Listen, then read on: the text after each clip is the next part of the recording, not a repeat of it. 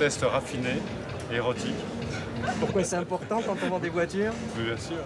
Des hôtesses érotiques pour vendre des voitures. Bienvenue au Salon de l'Auto.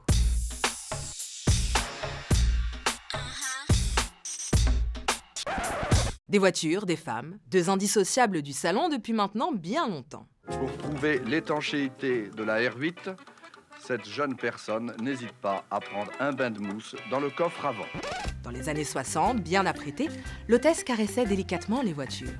10 ans plus tard, moins farouche, elle montait carrément sur le capot. Ici, nous approchons vraiment à quelque chose qui marque... C'est le cas de le dire d'ailleurs, quand on voit l'image qu'il y a sur notre écran.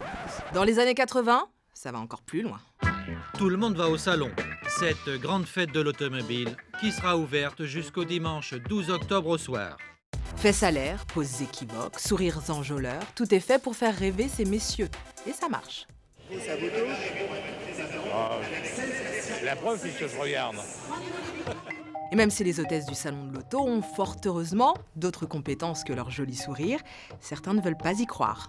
J'avoue, je ferais pas tellement confiance à un élément féminin. Quand on pose des questions précises, on s'aperçoit que ça passe au-dessus de la tête le plus souvent, quoi.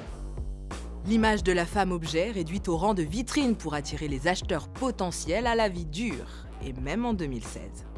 Ça fait partie aussi du décorum du salon de l'automobile.